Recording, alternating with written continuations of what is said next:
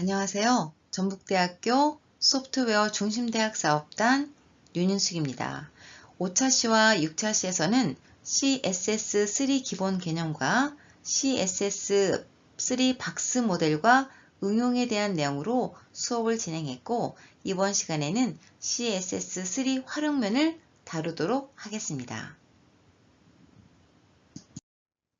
학습 목표는 CSS3 레이아웃에 대해 이해하고 요소의 크기와 위치를 정의할 수 있으며 페이지 레이아웃에 대해 이해할 수 있도록 합니다. 이번 강의에서 다루게 될 내용은 CSS3 레이아웃, 요소의 크기와 위치 정의하기, 그리고 페이지 레이아웃입니다. CSS3를 이용해서 HTML 태그가 페이지 내에서 출력되는 위치를 지정할 수 있는데요. 다시 말하면 HTML 태그는 웹페이지에 작성된 순서와 다르게 배치가 가능합니다. 위치 관련 태그는 인라인 태그와 블록 태그로 구분할 수 있는데요. 이 두 가지 유형의 태그는 페이지 내에서 요소가 어떻게 배치되고 공간을 차지하는지에 영향을 미칩니다. 인라인 태그는 텍스트나 다른 인라인 요소와 함께 줄을 바꾸지 않고 같은 줄에 나란히 표시되는 태그입니다. 요소가 차지하는 공간은 해당 콘텐츠의 크기만큼만 사용하고 줄바꿈을 일으키지 않으며 다른 인라인 요소들과 같은 줄에 배치가 됩니다. 대표적인 인라인 태그로는 스팬, A, img, 그리고 br 태그 등이 있습니다. 블록 태그는 다른 요소와 수평으로 나란히 놓이지 않고요. 항상 새로운 줄에서 시작하고 화면의 가로 전체를 차지합니다. 전체 가로폭을 사용하게 되고요. 기본적으로 줄바꿈을 발생시킵니다. 레이아웃을 구성하는 데 사용되고요. 다른 블록 요소나 인라인 요소들을 자식으로 가질 수 있습니다. 대표적인 블록 태그로는 p 태그, h1, hr, 그리고 div 등이 있습니다. 박스 유형을 나타내는 속성인 디스플레이에 대해서 알아보도록 하겠습니다. 디스플레이 속성값에는 블록, 인라인, 그리고 인라인 블록이 있는데요. 특히 인라인 블록은 인라인 요소와 블록 요소의 장점을 결합한 방식입니다. 이 방식은 레이아웃을 구성할 때 매우 유용하게 사용되는데요. 인라인 블록 요소는 인라인 요소처럼 한 줄에 나란히 배치되지만 블록 요소처럼 크기 조절이 가능합니다. 따라서 인라인 요소처럼 줄바꿈이 발생하지 않으면서 블록 요소처럼 너비, 높이, 패딩, 마진을 설정할 수 있다는 것이 장점이 되겠습니다. 자, 디스플레이에 인라인 속성 값을 적용을 한 부분을 살펴보도록 하겠습니다. 이렇게 인라인 속성 값을 적용을 하게 되면요. 요소가 인라인 요소로 동작을 하게 되고요. 텍스트와 같은 줄에 나란히 배치됩니다. 이 속성은 특정 요소들이 한 줄에 나란히 배치되도록 할 때 사용이 되는데요. 특징으로는 인라인 요소는 블록 요소처럼 새로운 줄에서 시작하지 않고 같은 줄에 나란히 배치된다는 것입니다. 즉 줄바꿈이 없다는 거죠. 인라인 요소는 컨텐츠의 크기만큼만 공간을 차지하고요. 위스나 하이 속성이 적용되지 않습니다. 따라서 크기 제어가 불가합니다. 또한 패딩과 마진은 인라인 요소에서도 적용이 되지만 상하 방향으로는 정상적으로 적용되지 않고 좌우 방향으로만 영향을 줍니다. 인라인 요소의 크기는 컨텐츠의 크기에 따라 자동으로 조정이 되는데요. 특히 레이아웃 구성을 할 때는 텍스트와 이미지, 링크 등과 같은 요소를 나란히 배치될 때 유용하게 사용이 됩니다. 이번에는 디스플레이의 블록으로 설정할 때입니다. 이것은 기본적으로 화면에 한 줄을 독점하게 되고요. 상하로 쌓여서 배치가 됩니다. 이는 웹페이지의 구조를 정의할 때 매우 중요한 역할을 하는데요. 특징으로는 블록 요소는 항상 새로운 줄에서 시작하고 그 다음 요소도 다음 줄로 밀어냅니다. 기본적으로 부모 요소의 가로폭 전체를 차지하게 되는데요. 위스나 하이 속성을 사용해서 요소의 크기를 조절할 수 있습니다. 또한 상하 좌우 모두에 대해서 마진과 패딩이 정상적으로 적용이 됩니다. 또 블록 요소 내부의 컨텐츠는 가로 및 세로 방향으로 정렬할 수가 있는데요. 즉 컨텐츠 정렬이 가능하다는 거죠. 또한 블록 요소는 다른 블록 요소와 인라인 요소 모두를 자식으로 가질 수 있습니다. 즉 다른 요소를 포함할 수 있다는 거죠.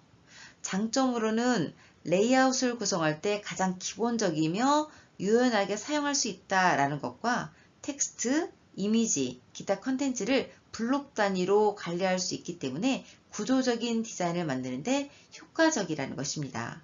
하지만 주의사항으로는 블록 요소는 기본적으로 가로폭을 전부 사용하기 때문에 공간 배치 시 유의해야 됩니다.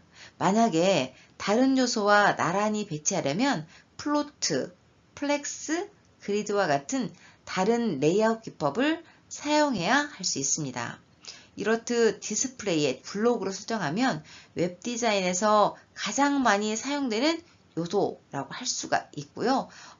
구조적 레이아웃을 구축하는데 필수적인 속성이라고 할 수가 있습니다. 이를 잘 활용하면 웹페이지의 컨텐츠를 명확하고 일관성 있게 배치할 수 있습니다. 자, 이번에는 인라인 블록 방식인데요. 이 방식은 인라인 요소와 블록 요소의 특징을 결합한 방식입니다. 따라서 이 속성은요, 레이아웃을 구성할 때 매우 유용한데요. 인라인 요소처럼 한 줄에 배치되면서도 또 블록 요소처럼 크기 조절이 가능합니다. 특징은 인라인 요소처럼 같은 줄에 나란히 배치되고 줄바꿈이 발생하지 않는다는 것입니다. 또 블록 요소처럼 윗과 하잇을 지정할 수 있어서 크기 조절이 가능합니다. 또한 마진과 패딩이 상하 좌우 모두에 정상적으로 적용이 됩니다. 또한 인라인 요소처럼 수직 정렬 속성을 사용할 수 있어서요. 텍스트와의 어떤 정렬을 조정할 수 있고요. 인라인 블록 요소는 이렇게 다른 인라인 요소와 블록 요소를 자식으로 가질 수 있습니다. 장점을 보면은 인라인 요소와 블록 요소의 정점을 모두 제공해서 요소가 한 줄에 배치되면서도 크기 조절이 가능하다라는 것을 줄 수 있고요. 그래서 간단한 레이아웃을 구성할 수 있습니다. 주의사항으로는 공백 문제가 있는데요.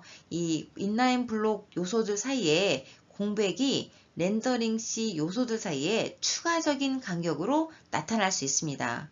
하지만 이 문제는 폰트 사이즈를 0으로 해서 부모에 적용하거나 또는 HTML에서 요소들 사이의 공백을 제거하는 방법으로 해결할 수 있습니다. 또한 수직 정렬 값에 따라서 요소의 정렬이 달라질 수 있기 때문에 필요에 따라 조정을 해야 된다는 것입니다. 이 인라인 블록 같은 경우에는 다른 어떤 방식보다도 간단하면서도 강력한 레이아웃 도구다 라고 할 수가 있고요. 블록 요소의 크기 조절 기능과 또 인라인 요소의 연속적인 배치 기능을 결합해서 다양한 디자인 요구사항을 충족시킬 수 있다라는 것을 들 수가 있습니다. 자, 다음은 포지션 속성입니다. 이 포지션 속성은 CSS에서 요소의 크기를, 위치를 제어하는 데 사용되는 중요한 속성이고요. 요소를 특정 방식으로 배치하거나 다른 요소와의 어떤 상대적 위치를 지정할 때 사용이 됩니다. 포지션 속성은 웹페이지의 레이아웃을 구성할 때 요소의 위치를 정확하게 조정할 수 있는 다양한 옵션을 제공을 하는데요. 자, 먼저 속성 값을 보면 정적 배치인 스태틱, 그리고 상대 배치인 렐러티브, 그리고 절대 배치인 앱솔루트, 그리고 고정 배치인 픽스드 방식이 있습니다. 또한 위치와 관련해서 우선순위가 있는데요. 이 탑은 바텀보다 앞서고요. 그리고 레프트는 라이트보다 앞섭니다. 자, 그리고 플러스와 마이너스는 위치값을 지금 나타내는데요. 이 플러스와 마이너스에 따라서 위치값이 어떻게 달라지는지는 아래 그림을 보시면서 이해할 수 있을 것입니다. 자, 이 먼저 첫 번째 스태틱은요, 기본값입니다. 따라서 요소가 기본 문서 흐름에 따라 배치가 되는데요. 특별한 위치 조정을 하지 않은 기본 상태다라고 할 수가 있습니다. 이것은 탑, 라이트, 바텀, 레프트와 같은 속성이 적용되지 않고요. 또한 모든 블록 요소가 기본적으로 이 값을 가집니다. 자, 그리고 상대 배치와 절대 배치, 그리고 고정 배치는요, 다음 슬라이드에서 차례로 살펴보도록 하겠습니다. 자, 먼저 포지션에 렐러티브를 적용했을 때를 한번 살펴보도록 하겠습니다. 이 렐러티브는요, 요소가 기본 문서 흐름에 따라 배치된 후에 탑, 라이트, 바텀, 레프트 속성을 사용해서 상대적으로 위치를 조정합니다. 이것은 요소의 원래 위치를 기준으로 해서 이동하기 때문에 요소가 차지하는 공간은 그대로 유지된다라는 특징이 있습니다. 또한 이동 후에도 여전히 문서의 흐름에 따릅니다. 자, 그럼 예제를 한번 살펴보도록 하겠습니다.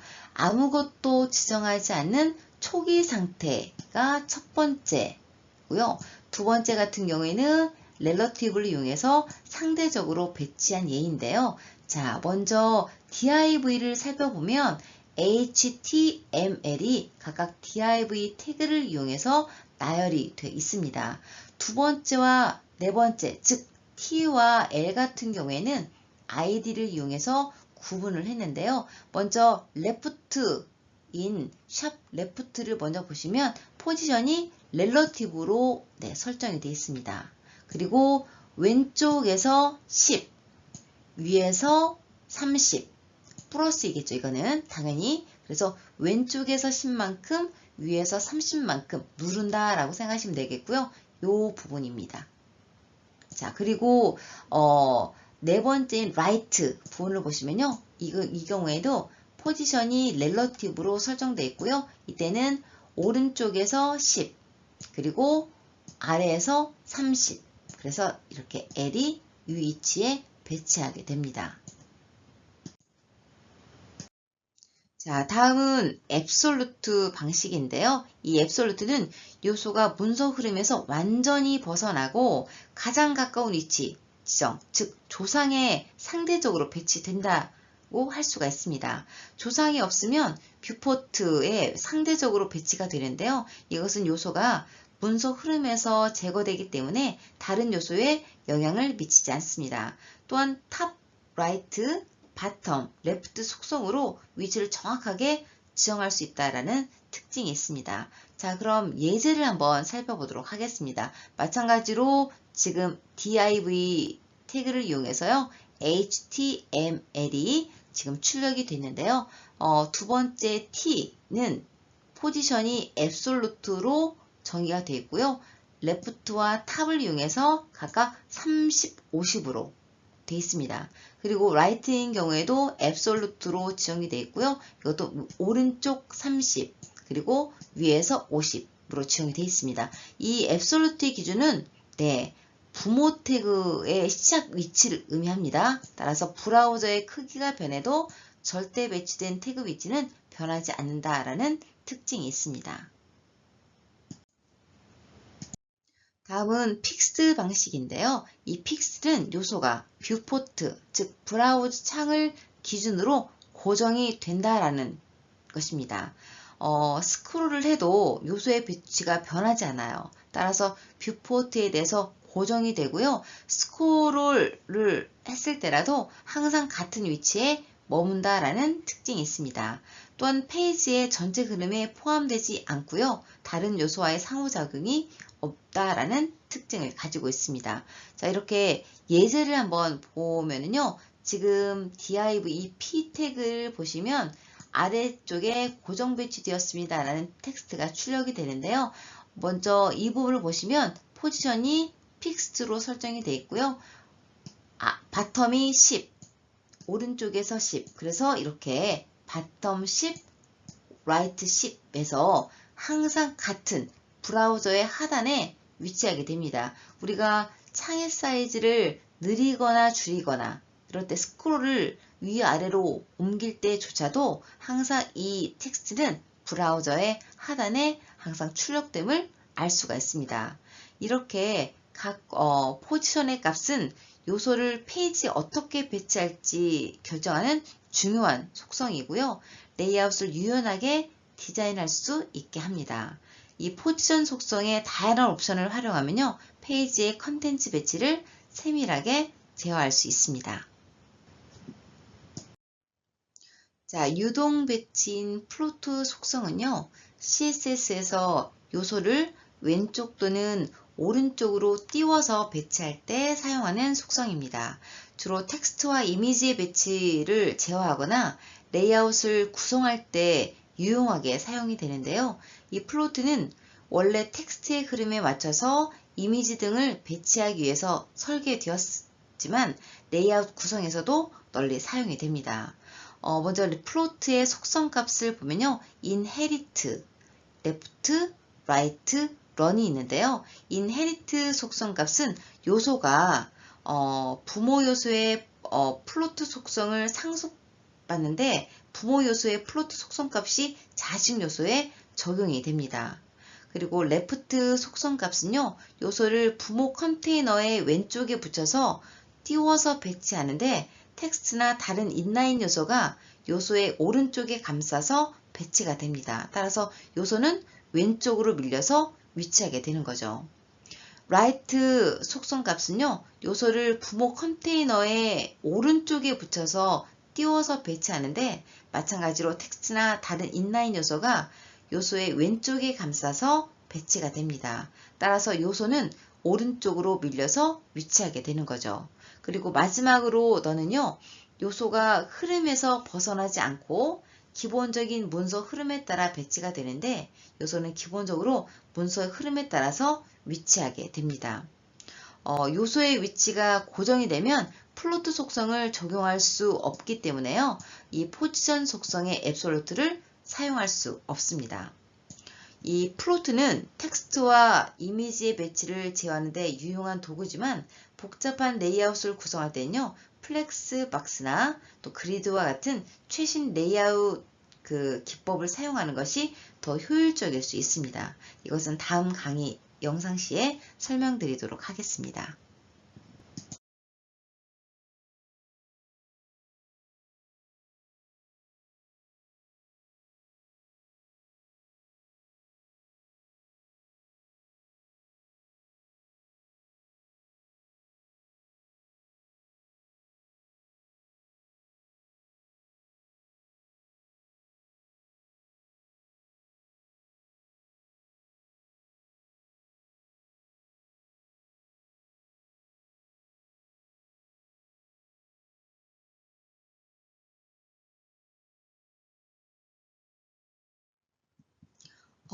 유동 배치에 사용하는 플로트에서 또 빼놓을 수 없는 게 클리어 속성인데요. 이 클리어 속성은 CSS에서 플로트 속성을 사용해서 요소를 배치할 때 발생할 수 있는 레이아웃 문제를 해결하기 위해서 사용이 됩니다. 주로 플로트된 요소로 인해서 레이아웃이 깨지거나 다음 요소가 플로트된 요소와 겹치는 문제를 방지할 때 사용이 됩니다. 이 클리어 속성의 주요 값으로는 플로터 마찬가지로 기본값인 none, 그 다음에 left, right, inherit가 있고요. 하나 더 덧붙여서 boss가 있습니다. 이 boss 같은 경우가 좀 가장 많이 쓰이는데요. 이 boss는 요소가 왼쪽과 오른쪽 모두에 플로트된 요소를 피하도록 합니다.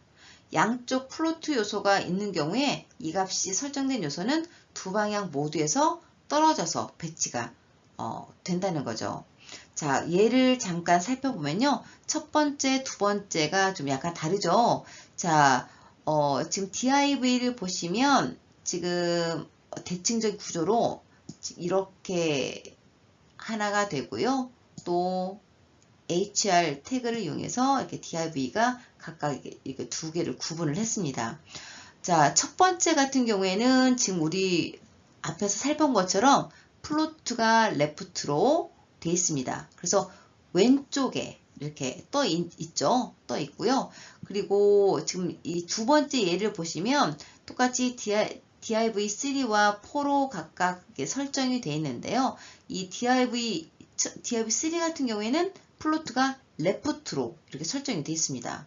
그런데 div4를 보면은 여기다 클리어 속성을 더 가지고요. 레프트로 했기 때문에 지금 이렇게 화면에서 보듯이 왼쪽에 떠 있지 않아요. 이 속성을 적용하지 않는다는 거죠. 따라서 클리어 속성은 플로트 속성이 적용되는 것을 원하지 않는 요소에 사용을 하고요.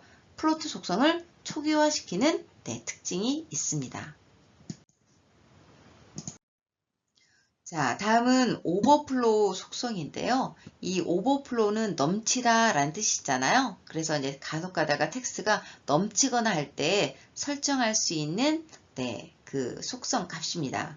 이 오버플로우 속성은 CSS에서 요소의 콘텐츠가 요소의 지정된 크기를, 즉 너비와 높이죠. 이걸 초과할 때 콘텐츠의 표시 방식을 제어합니다. 이 속성은 콘텐츠가 요소의 경계를 넘어서는 경우에 어떻게 처리할지 결정하는 데 사용하는데요. 이렇게 주요 속성으로는 히든 있고요. 비저블, 그리고 스크롤, 오토가 있습니다. 히든은 박스를 넘어가는 내용이 잘려 보이지 않게끔 하는 거고요. 비저블은 박스를 넘어가서도 내용이 출력되게 하고요. 스크롤은 박스에 스크롤 바를 붙여서 출력을 하게 됩니다. 그리고 오토는 박스를 벗어나는 방향의 스크롤 바에만 자동으로 생성될 수 있도록 설정하는 값입니다. 자, 그러면 예제를 한번 살펴볼 텐데요. 자, 첫 번째 P를 보면은 아이디가 히든으로 되어 있습니다. 자, 그럼 히든을 한번 살펴보면요. 오버플로우가 히든으로 되어 있거든요. 따라서 첫 번째 예를 보면 내용이 잘려서 보이지가 않습니다. 자, 두 번째 비저블로 되어 있는 부분을 보면요. 비저블 보면은 오버플로우가 비저블로 되어 있죠. 따라서 박스를 넘어가도 내용이 출력이 됩니다. 자, 세 번째, 이번에는 아이디가 스크롤인데요. 이렇게 스크롤을 보면은 오버플로우가 스크롤로 되어 있거든요. 따라서 넘어가는 경우에는 자동으로 스크롤 바를 붙여서 출력을 하게 됩니다. 이거는 한 가지 조심하실 것은 블록 태그에만 적용이 됨을 명심하시기 바랍니다. 자, 오버플로우 속성은 이렇게 콘텐츠가 요소의 크기를 초과할 때 어떻게 처리할지를 결정하는데 중요한 역할을 하고요. 레이아웃을 세밀하게 조정할 때 유용하게 사용할 수 있는 속성이라고 할 수가 있습니다. 자, 오버플로우 속성에 대한 예를 잠시 살펴보면요. 첫 번째 예는 이미지가 박스 영역을 벗어났습니다. 그리고 두 번째는 이미지가 박스 영역 안에 있죠. 두 이미지 모두 다 플로트 속성을 이용해서 오른쪽으로 지금 떠 있는데요. 자, 코드를 잠깐 살펴보면 div에 이렇게 이미지가 각각 포함이 되어 있습니다. 첫 번째 같은 경우에는요, 이미지가 플로트, 라이트로 설정이 돼 있고요. 두 번째 div를 보면은 이미지가 여기서도 마찬가지로 라이트로 설정이 되어 있습니다. 다만 이때 두 번째 div 같은 경우에는요, 오버플로우를 오토로 했기 때문에 이미지가 박스 영역 안에 있도록 자동으로 설정이 됨을 우리가 확인할 수가 있습니다. 자, 이번에는 박스 표시 관련 속성인 비저빌리티, 즉 화면 표시에 대한 부분인데요. 이 속성은 CSS에서 요소의 가시성을 제어하는 데 사용이 됩니다. 요소를 페이지에서 숨기거나 혹은 표시할 때 사용하는 속성인데요. 요소가 실제로 문서의 레이아웃에서 차지하는 공간에는 영향을 미치지 않습니다. 이 속성은 요소가 보이도록 하거나 또는 숨기되 그 위치와 공간은 유지하는데 유용하게 사용이 되는 거죠. 이 비저빌리티의 속성의 주요 값으로는 비저블이 있고요. 그리고 화면에 나타나지 않고 빈 공간으로 남는 히든이라고 하는 두 가지 속성이 있습니다. 자, 비저블은 요소가 보이도록 설정하는 거고요. 요소는 페이지에 정상적으로 표시되고 레이아웃에서 차지하는 공간도 유지가 됩니다. 이 히든은 요소를 숨긴다는 얘기고요.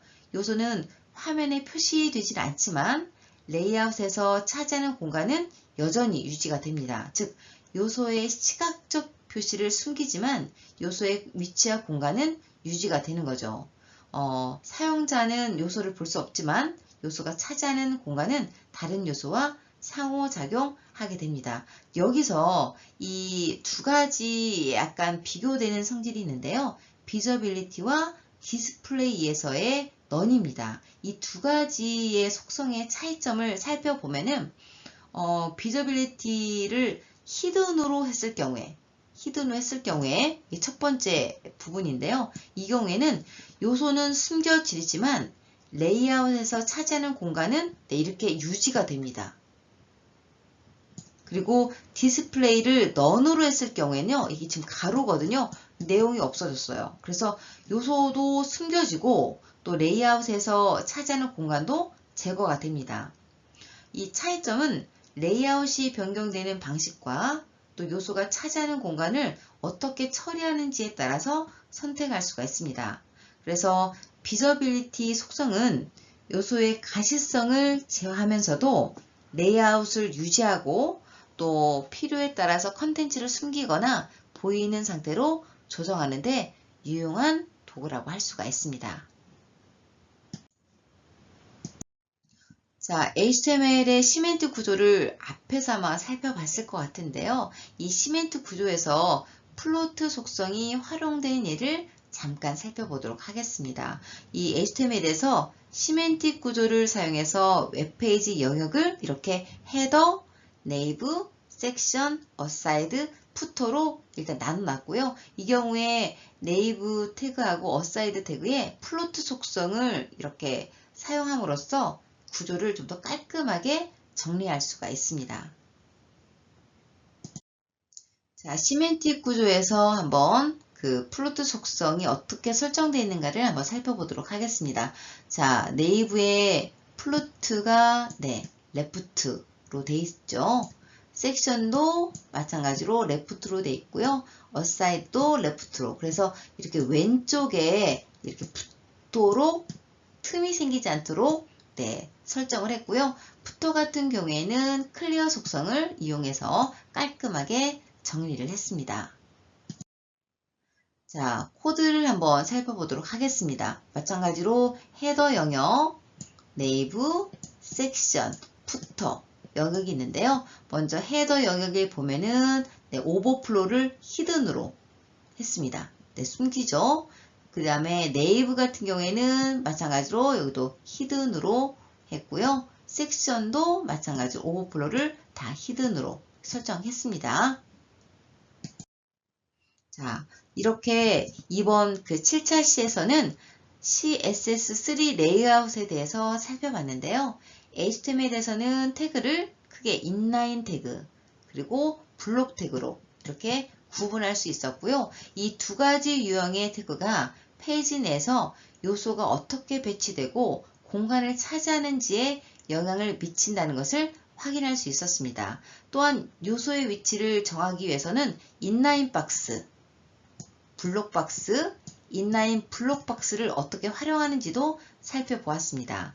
그리고 마지막으로 페이지 레이아웃에서 여러 가지 배치 방법을 활용할 수 있음을 알아보았습니다. 여기까지 CSS 기본적인 기초 강의를 마치도록 하고요. 다음 시간에 뵙도록 하겠습니다. 감사합니다.